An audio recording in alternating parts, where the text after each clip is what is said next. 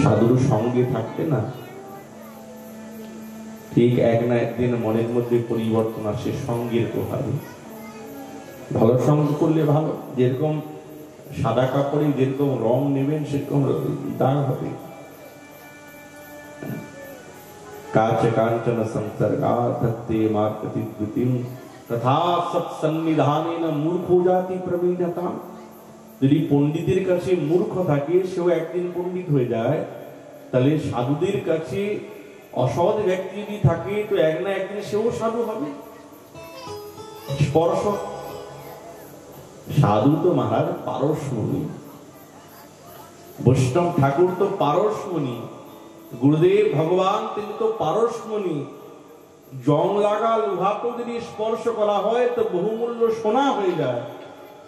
আমাদের মনটাও সেই রকম, জন্ম জন্মান্তর কল্প কল্পান্তর বিষয় বাসনাতে জং লেগে গেছে, কিন্তু গুরু বৈষ্ণবের এই সঙ্গ পেয়ে এক না একদিন দিব্য স্বরূপ প্রাপ্ত করতে পারবো আমরা। আজ নয় তো কাল হবে, কিন্তু হবে, নিশ্চয়ই হবে। আচ্ছা বাবা বলো তো, আমরা তো নারী, কি করে ভগবানের ভজন করব? আচ্ছা গোবিন্দের ভজন করতে গেলে না কে নারী কে পুরুষ, কে নিম্ন জাতি কেউ উঁচু জাতি, এই সমস্ত কোনো বিধান নেই। গোবিন্দের উপাসনাতে এরকম কোনোই বিধান নেই। একটা পিপিলিকা থেকে আরম্ভ করে সাক্ষাৎ ব্রহ্মা পর্যন্ত সকলেই ভগবানের উপাসনা করতে পারে, সকলে পারে, কোনো বাধা নেই। আর যার ভজন তাকেই করতে হবে। আপনার ভজন আমি করলে আপনি পাবেন না। আমাদের বুদ্ধিতে এইটাই জানে যে মনে হয় পত্নী যদি ভজন করে তো পতিদেব পাবে, পতিদেব প্রণাম করলে পত্নীর প্রণাম হয়ে যাবে। না না, এই সমস্ত গল্প না। যার ভজন তাকেই করতে হবে। পতিদেব যদি ভজন করে তো তারই ভজন হবে, অর্ধাঙ্গিনীর হবে না। অর্ধাঙ্গিনী যদি ভজন করে তার ভজন হবে, পতিদেবের ভজন হবে না। কিন্তু হ্যাঁ, যে ভজন করে তার সঙ্গে যদি থাকে তো তার মনের মধ্যে পরিবর্তন আসতে পারে, কিন্তু তার ভজনটা সে নেবে না। কেউ কারো ভজন নিতে পারে না। ধরেন না আপনি আমার জন্য একটা একাদশী ব্রত করেন, আরে আমি ব্রত করলে আপনার কি লাভ হবে? হ্যাঁ, ऐसा नहीं चलता है। এইরকম দেওয়া নেওয়া হয় না। দেওয়া নেওয়া নিতে গেলে তাকে সেই রকম উত্তম অধিকারী হতে হবে, তবে সে তার ভজন অন্য কাউকে দিতে পারে। আমরা তো কোন যে অধিকারীতে আছি তাও তো আমরা জানি না। আমার ভজন আপনাকে দিতে পারবো না, আপনার ভজন আমিও নিতে পারবো না। সে তো উত্তম অধিকারী, শ্রেষ্ঠ পরমহংস পদ যেটা প্রাপ্ত করেছেন সিদ্ধ পুরুষ যারা, তারা পারে। হয় না এরকম না, হয়, ওটা তাদের ক্ষমতা আছে, আমাদের না। সাধারণ সাধকের এই ক্ষমতা নেই। আমরা তো নারী, তাহলে কি করে ভগবানের ভজন করব? তো কপিল দেব ভগবান বলছে, মা সকলেই ভজন করতে পারি, সকলেই, কেবলমাত্র নিষ্ঠা থাকা চাই। তীব্রেন ভক্তি যোগেন যজেতং পুরুষং পরম, তীব্র ভক্তি যোগ চাই। সাধারণ ভজনে ভগবৎচরণ প্রাপ্ত হয় না। সকালবেলা একটু প্রণাম করলাম আর সারাদিন ঠাকুরের সঙ্গে কোনো খবর নেই, এরকম না। ভগবানের সঙ্গে সম্পর্ক সারাদিনের, সারা জীবনের। তীব্রেন ভক্তি যোগে না, যখন ছটফট করব আর থাকা যাচ্ছে না, হে প্রভু তোমাকে ছাড়া আর থাকা যাচ্ছে না, যখন বিরহ আসবে মনের মধ্যে, তখনই ভজন হবে। ভজন কাকে বলে? বিরহকে ভজন করে, বিরহকে ভজন বলে। ভগবানের জন্য যখন কাঁদবো, ছটফট করবো, হে প্রভু এতদিন সেবা করলাম, তুমি আমাকে একবারও দেখা দিলে না, তুমি আমার সঙ্গে একবারও কথা বললে না, কি আমি অপরাধী, কি আমি দুরাচারী, আমি কি এমন দোষ করেছি? যখন সাধক ছটফট ছটফট করবে না, কাঁদবে, তখন তীব্র ভজন। তখনই এই প্রেম আসার সম্ভাবনা জেগে যায়। যখনই চোখের থেকে জল পড়বে না, কাঁদবো না, ছটফট করবো না, তাহলে এখন অনেক বাকি আছে আমাদের। তীব্রেণ ভক্তি যোগেন জড়িতং পুরুষং পরম অনিমিত্তা ভক্তি। ভক্তি অনেক প্রকার আছে। কেবল ভগবানকে প্রণাম করলেই ভক্তি বলে না, ভগবানকে ভোগ লাগিয়ে দিলাম, চোখ পঁচিশ লেপ চোখেও, একেই ভক্তি বলে না। এটা তো ভক্তির কৃত্য, ভক্তিকে সম্পাদিত করা, প্রকাশ করার একটা বিধি যে আমি তোমাকে কতটা ভালোবাসি। কিন্তু মহারাজ, ভগবানের সঙ্গে অনিমিত্তা ভক্তি, ভগবানকে ভালোবাসা, যে আমি তোমার কাছে কিচ্ছু চাই না, কেবল একটা বস্তু চাই, তোমার সুখ চাই। কজন আছে যে ভগবানের সুখ চাই? আমরা আমাদের সুখ চাই। আমার কি করে সুখ হবে, আমার কি করে আনন্দ হবে, আমার নিজের সুখ চাই। কিন্তু কেউ তো ভগবানের সুখ চায় না। যেদিন ভগবানের সুখ চাইতে আরম্ভ করব, ওইটি হচ্ছে অনিমিত্তা ভক্তি। আমার কোনো নিমিত্ত নেই। আমি ঠাকুরকে 50 বার প্রणाम করছি। কেন করছি? क्या चाहिए तुमको, क्या चाहते हो? यदि भगवान बोलें क्या चाहते हो तुम, बोलो। তা আমার মতো লোক তো অনেক কিছু চেয়ে নেবে, এটা দাও, এটা দাও, এটা দাও, এটা দাও। শ্রেষ্ঠ সাধক বলে, বাবা কিছুই চাই না, আমরা তোমাকে আনন্দ করো, তোমার আনন্দ চাই। এইটা হচ্ছে অনিমিত্তা ভক্তি। এতে ভগবান প্রসন্ন হয়, এতে ভগবানকে নিজের করা যায়। ভগবানকে নিজের করতে শিখতে হবে। এটাই ভক্তি বলে, তুমি আমার, আমি ছাড়া কাউকে চিনি না, আমি তোমার, তুমি আমার। এতটুকু, এই দুইটি শব্দ কি বলতে পারি আমরা ভগবানের কাছে? আমরা তো একটা বাতাসার ভোগ লাগিয়ে আর কোনোদিন খবরই নিই না। একে ভক্তি বলে? বৈভব তো কোনো কারো কম নেই, সবকিছুই আছে। কেন? নিজের জন্য তো সবকিছু আছে, কই ভগবানের জন্য তো কিছু করলাম না। যেহেতু তিনি আমাদের কাছে চায় না আমাদের কাছে, কিন্তু আপনার কি ইচ্ছা করে, আমার কি ইচ্ছা করে, কি আমরা দিতে পারি না ভগবানকে? নিয়েছি তো অনেক, দিতেও তো হবে, না দিলে কি করে হবে বলো? ওই জন্য তীব্র ভক্তি যোগেন জড়িতং পুরুষং পরং। মা অনিমিত্তা এবং তীব্র ভক্তি চাই, তবেই সেই ভজনটা যথার্থ হবে।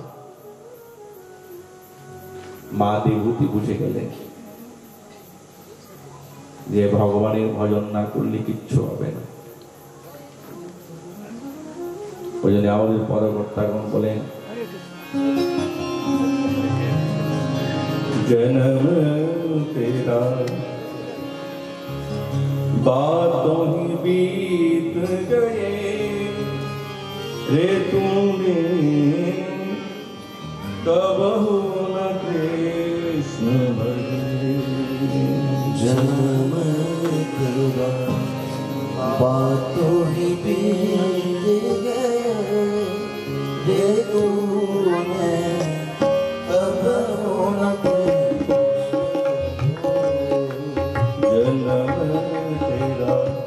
बातों ही बीत गए रे, तूने कबहू न कृष्ण भजे।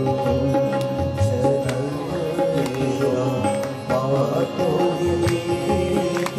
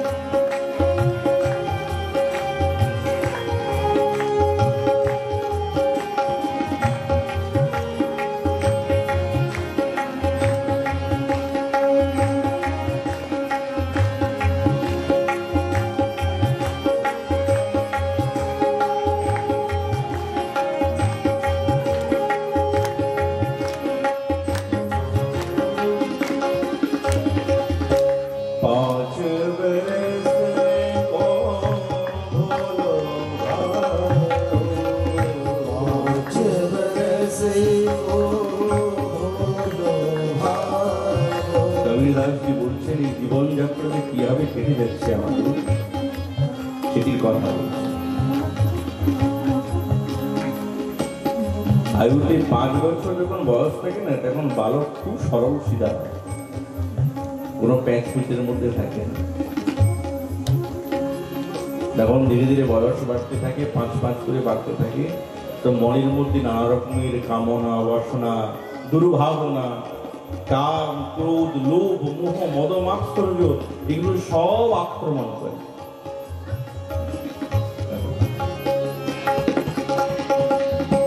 5 बरस को बोलो भालो, 5 बरस को बोलो भालो, अब तो 20 भयो, अब तो 20 भयो, मकर पचीसी माया कार, मकर पचीसी माया कार, मकर पचीसी माया कार, मकर पचीसी माया कार, देश विदेश गयो कब न देश गयो, तो ही बीत गयो कब हो जन्म तेरा बातों ही बीत गयो, रे तुमने कब न गौर लगो,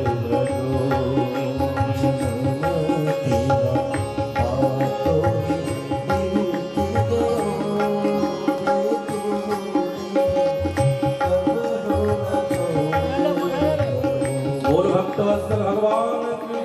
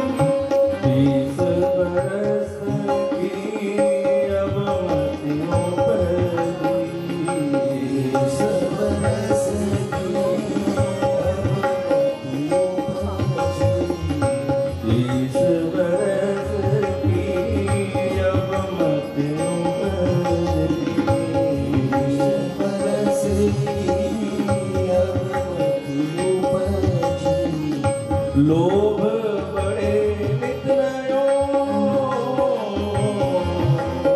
लोभ बड़े नित नयो,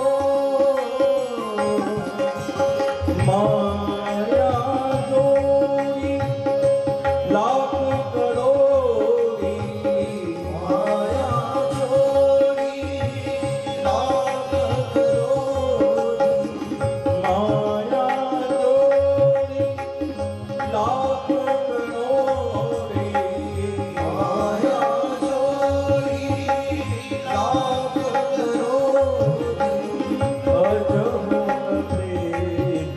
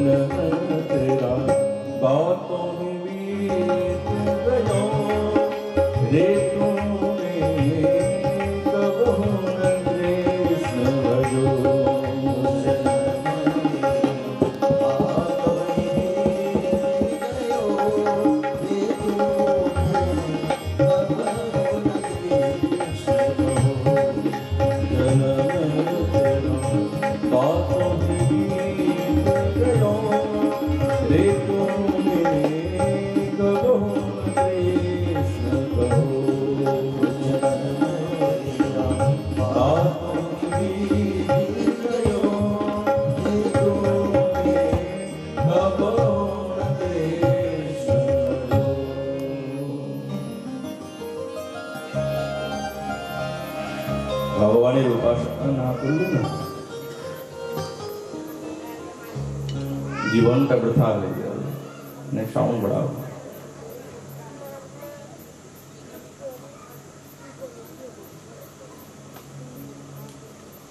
আজ মাতা দেবভূতি তিনি ভগবানের চরণ থেকে চিন্তন করতে আরম্ভ করেছেন সম্পূর্ণ দেহের কথা, আর চিন্তা করতে করতে করতে করতে দিব্য সিদ্ধিদা নদী রূপে পরিণত হয়ে গেলেন। সরস্বতী নদীর তটে ভগবানের দিব্য ভজন করতে করতে করতে করতে এই দেহটাই বিগলিত হয়ে আর ওই সরস্বতী নদীর সঙ্গে মিশে গেলেন ঋষিগণ এবং দেবতাগণ, যেখানে নিরন্তর ভজন করতেন, সাধন করতেন।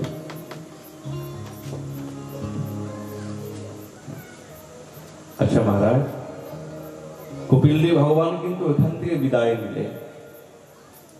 তিনি গঙ্গাসাগরে এসে নিরন্তর ভগবানের ভজনে তার লীন হয়ে গেলেন।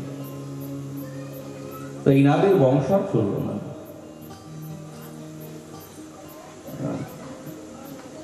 মৈত্র ঋষিকে জিজ্ঞাসা করলেন বিদুর মহারাজ, গুরুদেব আপনি কৃপা করে মনু মহারাজের বাকি কন্যার কথা বলুন। তো আকুতি নামক কন্যার বিবাহ হয়েছিল রুচি নামক ঋষির সঙ্গে। তো ওনার পুত্র এবং কন্যা হলো, একজন পুত্রের নাম যজ্ঞ আর কন্যার নাম দক্ষিণা। এরা দুজনে একসঙ্গে থাকতে। আর মহারাজ প্রসূতি নামক কন্যার বিবাহ হলো প্রজাপতি দক্ষের সঙ্গে। আচ্ছা শুনেছিলাম প্রজাপতি দক্ষের সঙ্গে কিছু মনোমালিন্য হয়েছিল। আমার সবই ঠিক শুনেছেন। প্রজাপতি দক্ষের 16টি কন্যা, যার মধ্যে একটি কন্যা যিনি সবার থেকে কনিষ্ঠ, তিনি হচ্ছেন সতী। আর এই সতীর বিবাহ হয় শঙ্কর ভগবানের সঙ্গে। কিন্তু ইনার বংশ আর চলত না, কেন? সতীর দেহান্ত হয়ে গেল।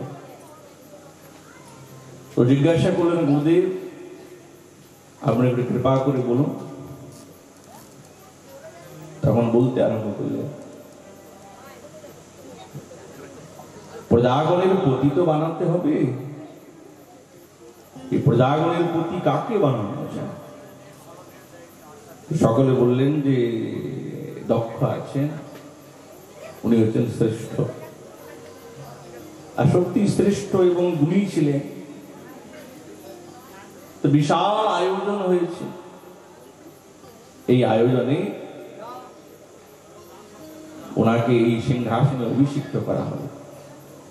সকলে এসেছে, দেবতাগণ এসেছেন, গন্ধর্বগণ এসেছেন, ঋষিগণ এসেছেন, সাক্ষাৎ শঙ্কর ভগবান এসেছেন। তো সকলে যখন প্রজাপতি দক্ষ প্রবেশ করছে সবার মধ্যে, তো সকলের সম্মানে দাঁড়িয়েছেন, কিন্তু শঙ্কর ভগবান এখন দাঁড়ান না।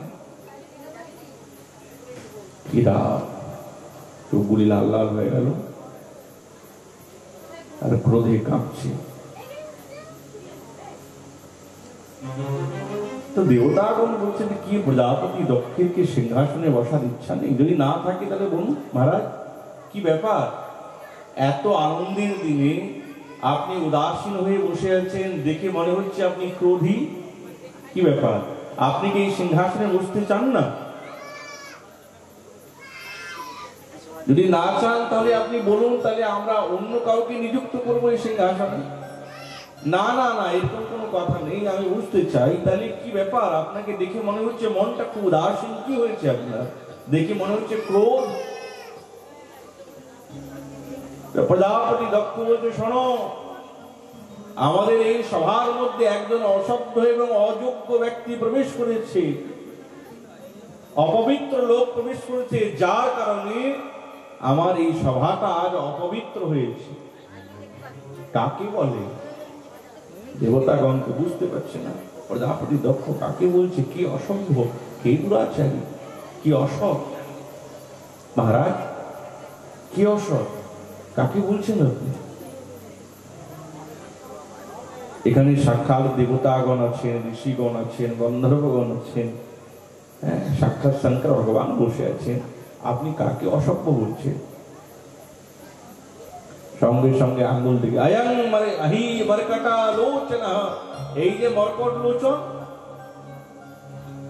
এই বানরের মতন চোখ, এই হচ্ছে অসভ্য, এই হচ্ছে অসৎ। নরমুণ্ডের মালা ছাই বর্ষ মেখে শ্মশানে পড়ে থাকে, এই লোকটা আমার এই স্বভাবে প্রবেশ করেছে, তো অপবিত্র হয়ে গেছে, জল ছিটাতে হবে। নিন্দার পর নিন্দা। শঙ্কর ভগবান একবারে চমকে গেলেন, কি ব্যাপার, আমি কি করলাম, আমাকে আমাকে এরকম বলে কেন, কি হয়েছে? কিন্তু ও চুপচাপ আছেন, কিছু বলছেন না। নিন্দার পর নিন্দা করতে আরম্ভ করলো। ভূত প্রেত পিশাচে গণের সঙ্গে থাকে, এই অসভ্য লোক আমার এই সভাতে কেন এসেছে?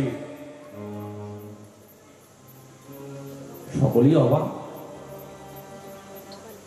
দেবতাগণ বলছেন, আপনি বলছেন মরকট লোচন, আপনি কি আগে জানতেন না? জামাই তো আপনারই তো জামাই, তা আপনি আপনার কন্যাকে বিয়ে কেন দিয়েছেন যদি মরকট লোচন বলে? আরে হায় হায়, ভুল হয়ে গেছি, পিতামহের কথা শুনে আমি আমার কন্যার বিবাহ এই শঙ্করের সঙ্গে দিয়েছি, ভুল হয়ে গেছে, আগে জানলে কি দিতাম? তার বাক্যকে প্রতিপালন করার জন্য আমাকে দিতে হয়েছে। অপমানের পর অপমান। শঙ্কর ভগবান মনে মনে ভাবছেন, যজ্ঞের ভাগ নিতে এসেছিলাম, আজ ভাগ্যে আমার অপমানই আছে, ওই বাদ না, যে যাদের তাই নিয়ে। নিন্দার পর নিন্দা যখন করতে আরম্ভ করেছেন, নন্দীশ্বর ক্রুদ্ধ হয়ে গেল। দেখো তো, আমাদের সামনে আমাদের প্রভুর অপমান হচ্ছে, কেউ বিরোধ করলো না, কেউ প্রতিবাদ করলো না। এ ব্রাহ্মণগণ, ঋষিগণ, যাও, তোমরা কেউ প্রতিবাদ করলে না, তাহলে মৌন সম্মতি লক্ষণম, তোমরা যখন মৌন আছো তাহলে তোমাদের সম্মতি আছে ভিতরে ভিতরে। আমি তোমাদেরকে অভিশাপ দিলাম, তোমরা ধর্মকে বিক্রি করে আর ধনাঢ্য এই টাকা পয়সার জন্য সব কিছুকে বিক্রি করে দেবে, যাও, অভিশাপ দিলাম। তো ব্রাহ্মণগণ ঋষিগণ বলছেন, ভৃগু বাবা ইত্যাদি সকলে, আচ্ছা তুই আমাদেরকে অভিশাপ দিবি, আমরা কম নাকি? যা, আমরাও তোদেরকে অভিশাপ দিলাম, যত শৈব হবে সব পাখণ্ডবাদ, লুপ্ত সদাচার ক্রিয়াহীনা সম্প্রদায় বিহীনা মতা, যা, তোদেরকে অভিশাপ দিলাম। সাপা সাপি তো আরম্ভ হয়ে গেল। শঙ্কর ভগবান বলছে, জয় হোক, এখানে থাকলে আর কোনো লাভ নেই, কলহ বাড়বে, চলো। শঙ্কর ভগবান ত্রিশূল ডমরু নিয়ে সেখান থেকে বিদায় নিলেন। কিন্তু ভৃগু বাবা যে বলছেন, যে শঙ্কর ভগবানের উপাসনা করবেন সেই পাখণ্ডবাদ, তাহলে কি যারাই শঙ্কর ভগবানের উপাসনা করেন সকলেই পাখণ্ড? না, যারা সাত্বিক ভাবে উপাসনা করেন তারা না, যারা তামসিক ভাবে শঙ্কর ভগবানের উপাসনা করে তারাই হচ্ছেন পাখণ্ড, লুপ্ত সদাচার ক্রিয়াহীনা। ভৃগু বাবা বললেন পরে। ওই জন্য মহারাজ,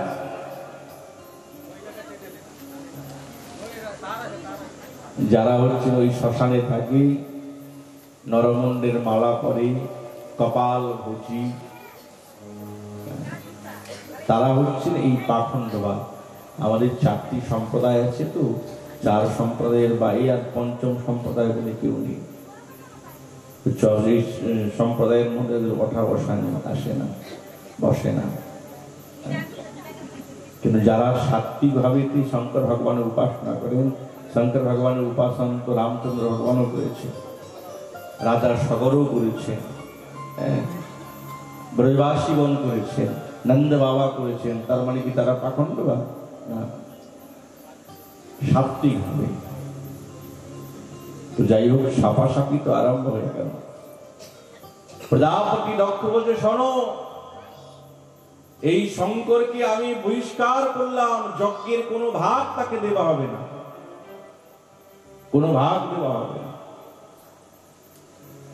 যেরকম গ্রামের মধ্যে কেউ অপরাধ করলে তাকে এক ঘরে করে দেয় না, তার সঙ্গে কথাবার্তা নয়, তারা অনুষ্ঠানে কেউ যাবে না, তাকে ডাকবে না। তো শঙ্কর ভগবানকে মহারাজ এক ঘরে করে দিয়েছে, কেউ যায় না। আগে সকলে কৈলাসে গিয়ে প্রণাম করতো, জয় হোক ভোলে বাবা কি জয় হোক, এখন আর কেউ যায় না। তো ভোলে বাবা মনে মনে ভাবতেন, ভালোই হয়েছে, এত ঝামেলা, এখন নিস্তব্ধে একবারে নির্দ্বন্দ্ব ভাবেতে নির্জনে বসে বসে ভগবানের ভজন করছে, খুব ভালো, ভালো হয়েছে, কেউ আসে না, কেউ ভালো। এখন বহুদিন কেটে গেল, প্রজাপতি দক্ষ মনের মধ্যে এখনো শান্তি নেই। কি করে শঙ্করকে আরো নত দেখানো যায়, বিশাল আয়োজন করলে, আর এই মহোৎসবেতে সকলকে নিমন্ত্রণ করেছেন, কেবল শঙ্করকে নিমন্ত্রণ করেন, যে তার জামাই তাকেই নিমন্ত্রণ করেন নাই। আর সকলকে বল, শোনো, রাস্তা তো অনেক আছে, সকলে কৈলাসের পথ দিয়ে আসবে, কিন্তু সেজে গুজে, দেখলে জ্বালা করে। কাউকে যদি নিমন্ত্রণ না করেন, তার বাড়ির পাশ দিয়ে যদি কেউ যায়, সকলে যদি যাওয়া আসা করে, তো মনের মধ্যে লাগে না, দেখো তো অনুষ্ঠান করছে, আমাকে নিমন্ত্রণ করলো না, আমাকে বললো না, কষ্ট হয়, জ্বালা করে, কাটার মতন লাগে। তো প্রজাপতি দক্ষ বলছে, শোনো, তোমরা ওই কৈলাসের পথ দিয়ে আসবে সকল। আর দেবীগণ শৃঙ্গার করে বিমানের মধ্যে বসে ওই কৈলাসের পথ দিয়ে যাচ্ছে।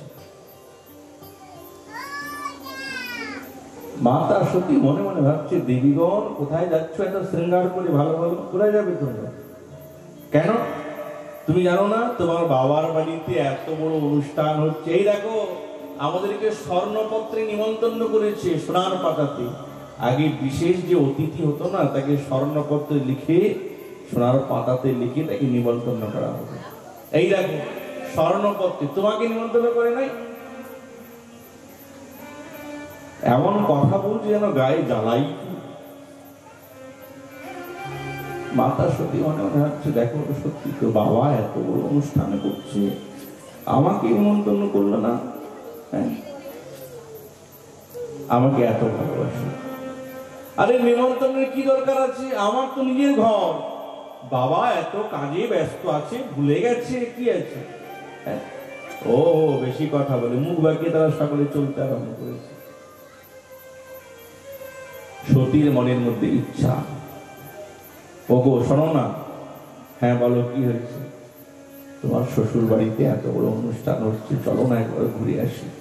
যখন বলছেন না যে আমার বাবার বাড়ি, শ্বশুরস্থ সাম্প্রতম, তোমার শ্বশুর বাড়িতে, তার মানে শঙ্কর ভগবানের সঙ্গে প্রজাপতি দক্ষের সম্বন্ধটা কতটা গাঢ় এই শব্দের দ্বারা বোঝা যায়, যে তোমার শ্বশুর বাড়িতে অনুষ্ঠান হচ্ছে, চলো একবার ঘুরে আসি। দেখো, যেখানে নিমন্ত্রণ নেই সেখানে যেতে নেই, সেখানে যেতে নেই।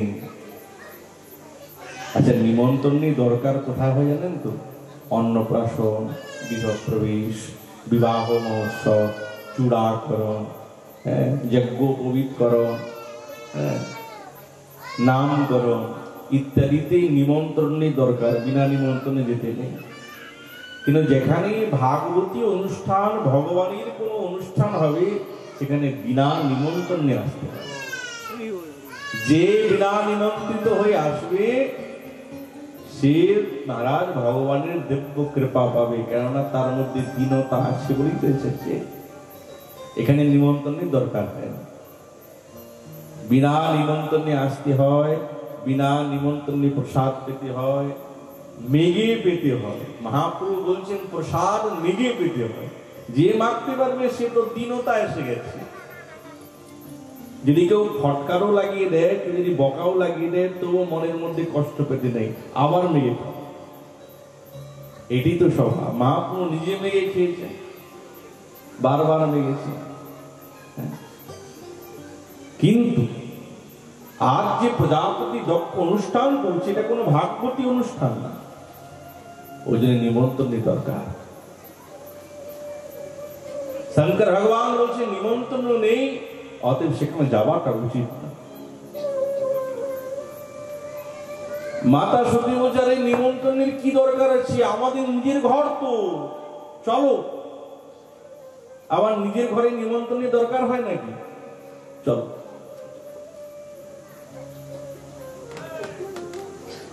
দেখো সোনা বৃষ্টি হলো যেতে নেই,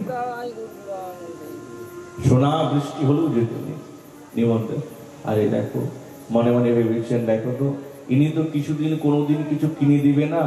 পিতৃ ঘরে গেলে তো বাবার ঘরে যদি কন্যা আসে না, তো কন্যাকে খালি হাতে বাবা ফিরিয়ে দেয় না, কিছু না কিছু দিতে হয় কন্যার হাতে। তো মাতা সতী ভেবেছেন যদি পিতৃ ঘরে যাই তাহলে বাবা আমাকে অনেক সোনা দানা দেবে, বস্ত্র দেবে, আভূষণ দেবে, মা দেবে, চলো না একবার যাই।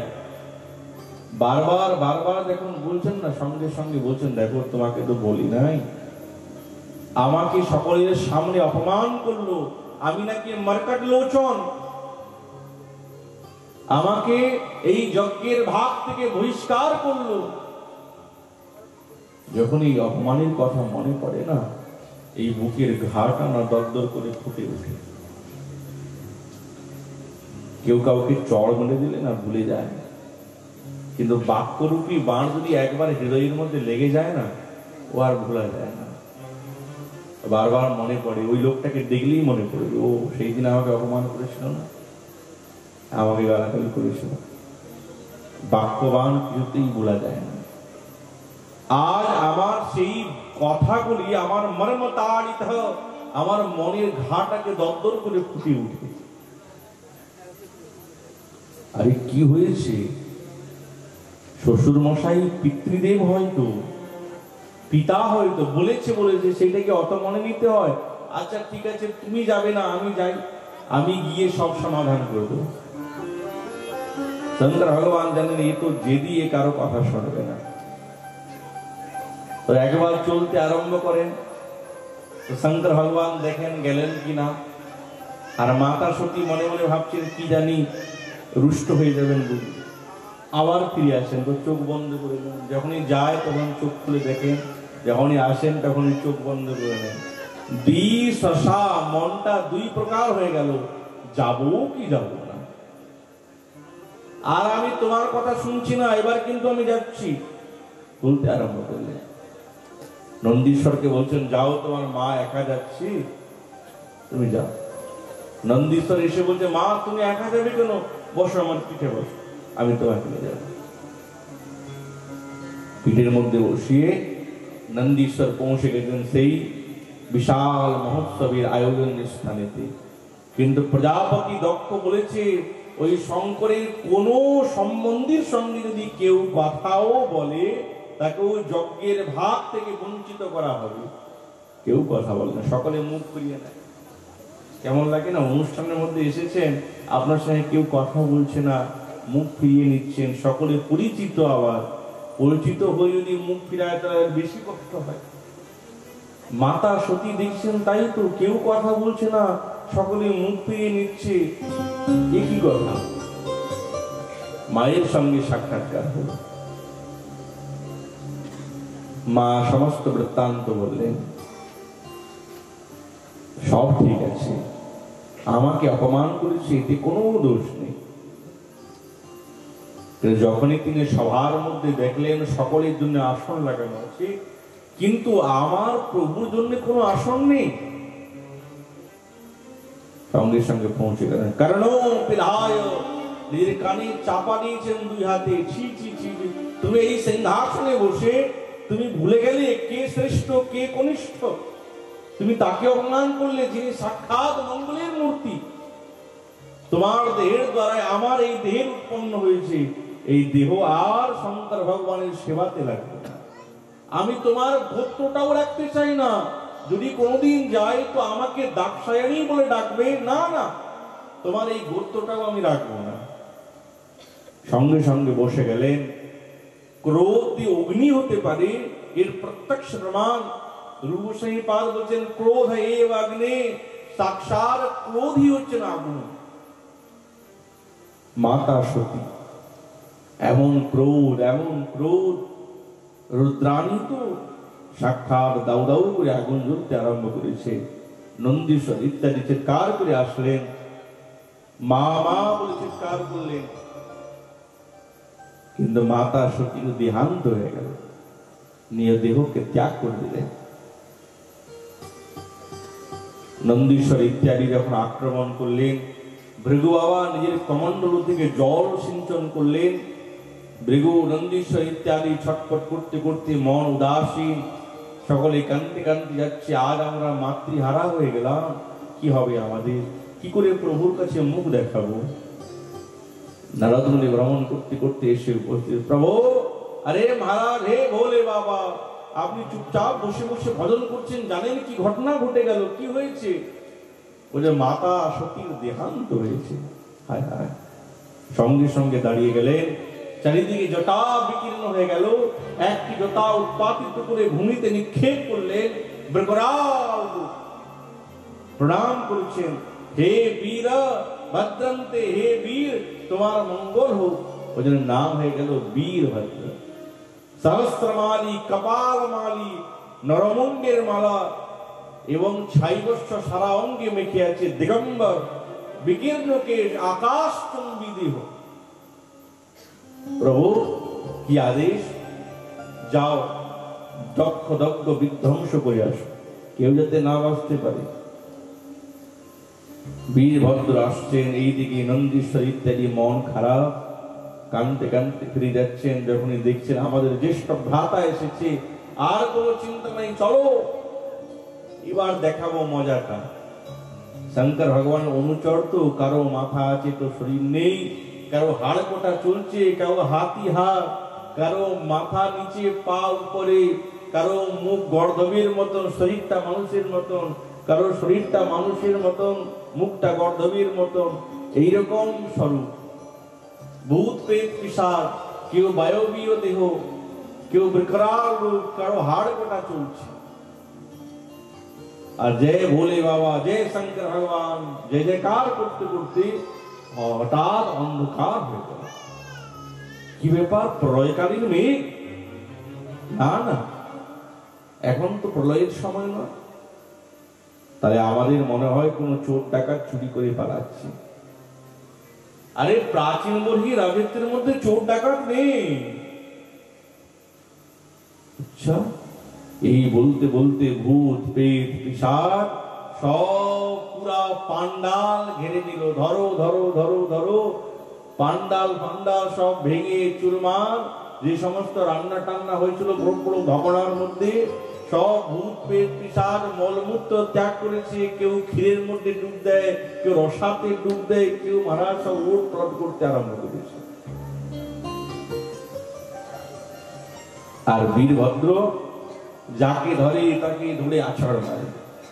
দেবতাগণ পালাবে কোথায়?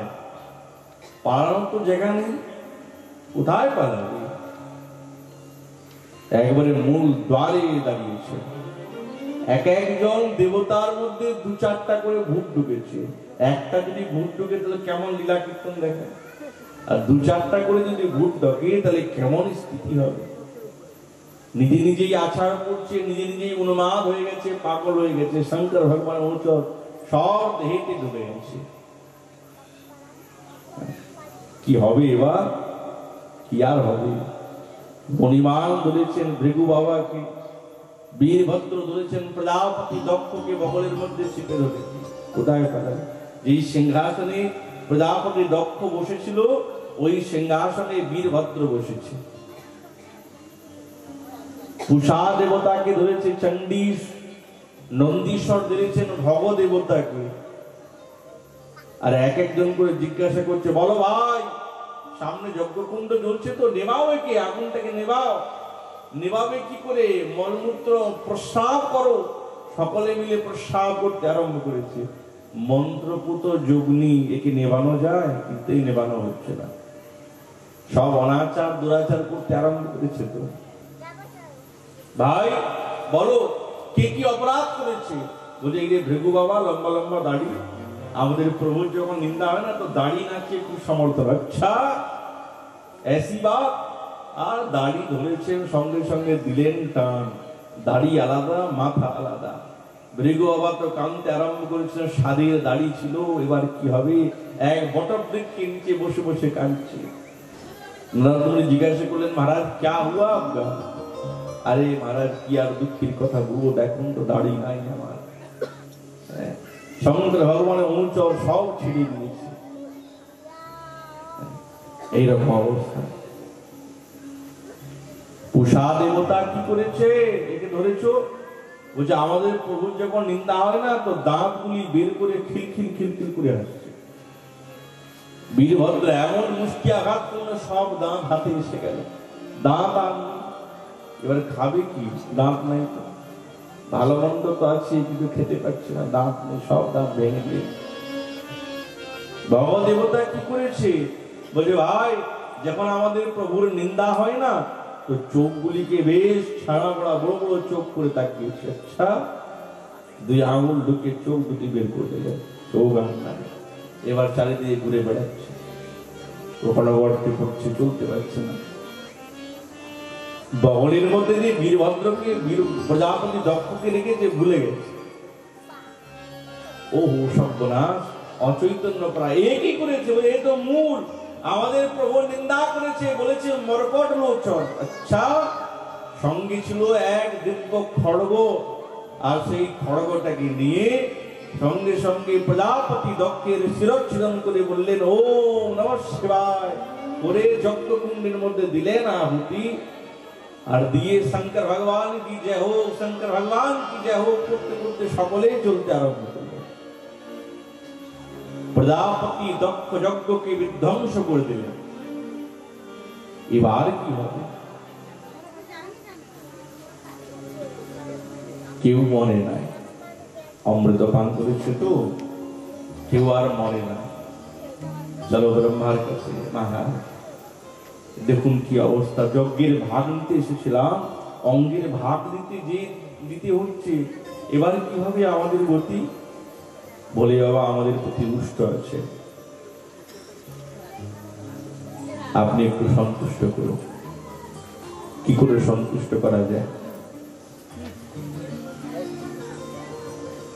আপনি চলুন, আপনি না গেলে হবে না কিছু, আমরা সকলে পিছনে থাকবো, তাই হোক।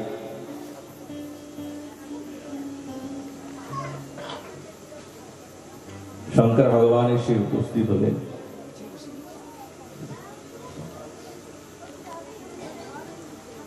দেব্য স্তুতি করতে আরম্ভ করলেন,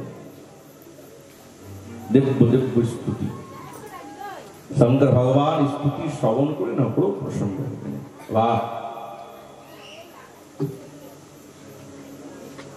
যখন প্রসন্ন হয়েছেন না, সঙ্গে সঙ্গে সমস্ত দেবতাগণ ঋষিগণকে বলছেন তোমরা যাও প্রণাম করো। শঙ্কর ভগবানকে প্রসন্ন হলেন না, এটার কারণ যে উনি নিজের স্তুতির কারণে না, উনি প্রসন্ন হয়েছেন ওনার ইষ্ট দেবের স্তুতির কারণে। আরে ব্রহ্মার পুত্র হচ্ছেন শঙ্কর ভগবান, তিনি শঙ্করের স্তুতি করতে যাবেন কেন? তিনি স্তুতি করছেন সাক্ষাৎ সদাশিব মহাবিষ্ণু অবতার। আর মহাবিষ্ণু তিনি শঙ্কর ভগবানের উপাস্য দেবতা। নিজের ইষ্ট দেবীর স্তুতি শ্রবণ করে শঙ্কর ভগবান খুব প্রসন্ন হয়ে গেলেন। এত উদাসীনের মধ্যে সমস্ত ঋষিগণ देवतागण सकल साष्टांग प्रणाम करे बोलছে महाराज हमसे बड़ी गलती हो गई। সকলকে সুস্থ করলেন। প্রজাপতি দক্ষ কিছু বলতে চায় কিন্তু মাথায় নেই তো বলবে কি করে, হাত নাড়ছে কেবল। হাত নাড়লে কি হয়? নন্দীশ্বরকে বলছেন কিছু বলতে চায় প্রজাপতি দক্ষ, বলে হ্যাঁ महाराज বলতে তো চায় কিন্তু মাথা কই?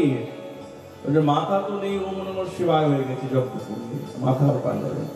আপনি যদি বলেন তাহলে এই পাশেই ছাগ মুন্ডা একটা পড়ে আছে লাগিয়ে দিয়ে একটু কাজ হবে, হবে তো কাজ। প্রভু আপনার কৃপা হলো সব হবে। সঙ্গে সঙ্গে নন্দীশ্বর করলেন কি, ওই ছাগমুন্ড যেমনি প্রজাপতি দক্ষের শরীরের সঙ্গে লাগিয়ে দিলেন, এখন ছাগলের জিহ্বা তো লম্বা হয়, তো সঙ্গে সঙ্গে বম বম বম বম বম বম করতে আরম্ভ করছে। কি মানুষের মতন কথা বলবে? बम बम बम बम করতে আরম্ভ করলেন। शंकर भगवान खूब हंसते और बोले क्या बोलता है महाराज, अव्यक्त शब्देन स्तुति, বলছে অব্যক্ত শব্দ দ্বারা স্তুতি করছে। বাহ, এই শব্দ আমার বড় প্রসন্ন। সেই দিকে শঙ্কর ভগবানের উপাসনা করতে গেলে এই বম বম বম বম বলি না, বম বম ভোলে, জল দিলে বম বম ভোলে, এই শব্দের কোনো অর্থ নেই, অব্যক্ত শব্দ। কিন্তু অব্যক্ত শব্দতে শঙ্কর ভগবান বড় প্রসন্ন। ভোলে বাবা তো তিনি আবার প্রজাপতি দক্ষকে সুস্থ করলেন। প্রজাপতি দক্ষ প্রণাম করে বলছে আমার না বড় ভুল হয়ে গেছে, আপনি ছাড়া তো যজ্ঞ কিছুতেই সম্পূর্ণ হবে না, আপনি চলুন, আপনাকে পূর্ণ করতে হবে। তখন প্রজাপতি দক্ষর কথা শুনে শঙ্কর ভগবান তুষ্ট হয়ে গেলেন, যজ্ঞের অবশিষ্ট ভাগ শঙ্কর ভগবানকে সমর্পণ করলেন। ভোলে বাবা তো নামই হচ্ছেন ভোলা, তিনি আশুতোষ, আশু শীঘ্রন্তস্যতি আশুতোষ, অল্পেতে সন্তুষ্ট হয়ে যায়। একটু মাথায় বেলপাতা একটু জল দিলে না প্রসন্ন হয়ে যায়। আর কি চাই, জল তো তার মাথাতেই আছে, নাই জল দিতে হয় না তো নিজের জল দিতে হবে।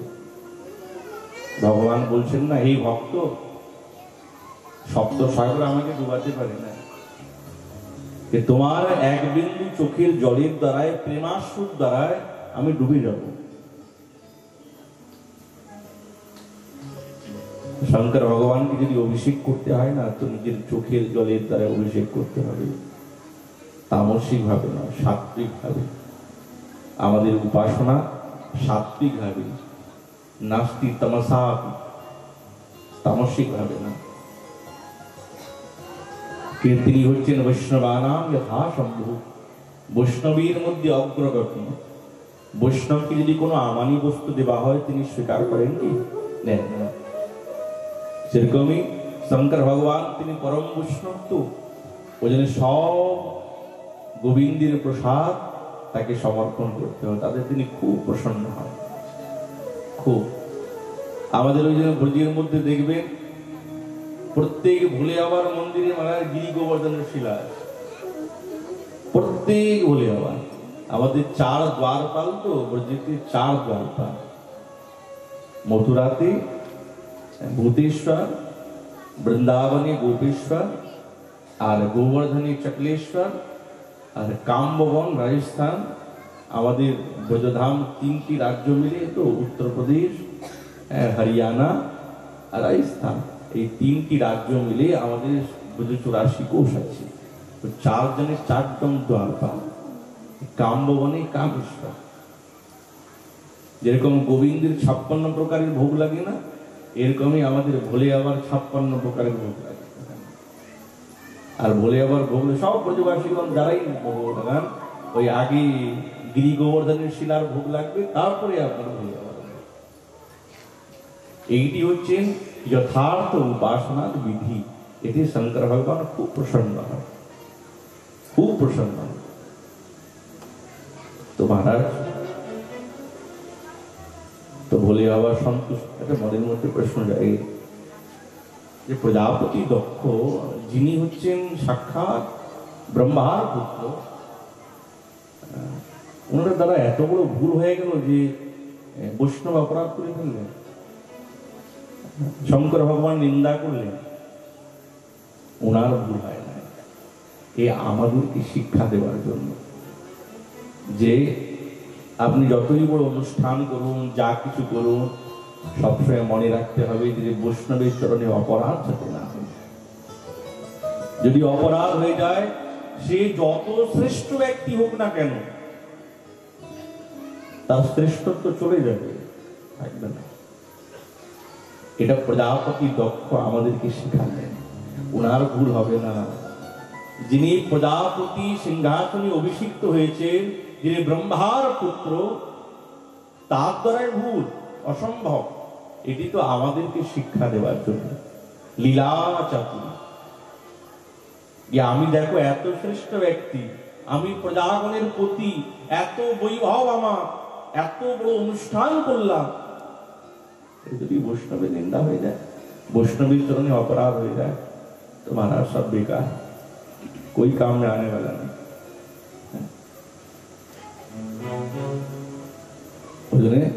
সাবধানে থাকতে হবে। উৎসব শব্দের অর্থ হচ্ছে আনন্দ। যেখানে আনন্দ নেই সেখানে উৎসব নেই। আর আনন্দ কোথায় হয়? সকলকে নিয়ে। যে মিত্র তাকেও নিমন্ত্রণ, যে শত্রু তাকে তো আগেই নিমন্ত্রণ, তাকে আগেই নিমন্ত্রণ করতে হবে। এটি হচ্ছে মহোৎসবের নিয়ম। মহোৎসব মানে গৃহকর্তা সবার থেকে দিন ভাব, সে সকলের দিন অভিমান থাকবে। তো দেখবেন সাক্ষাৎ সমস্ত দেবতাগণ, সমস্ত ঋষিগণ, সাক্ষাৎ মহাপ্রভুর পরিকরগণ, বৈষ্ণবগণ প্রসন্ন হলেই সকলেই প্রসন্ন হয়ে যাবে, সকলেই প্রসন্ন হয়ে যাবে। ওই জন্যে লীলা চতুর্থী শঙ্কর ভগবানকে যজ্ঞের অবশিষ্ট ভাগ দেওয়া হল। যজ্ঞের অবশিষ্ট ভাগ যা থাকবে সব শঙ্কর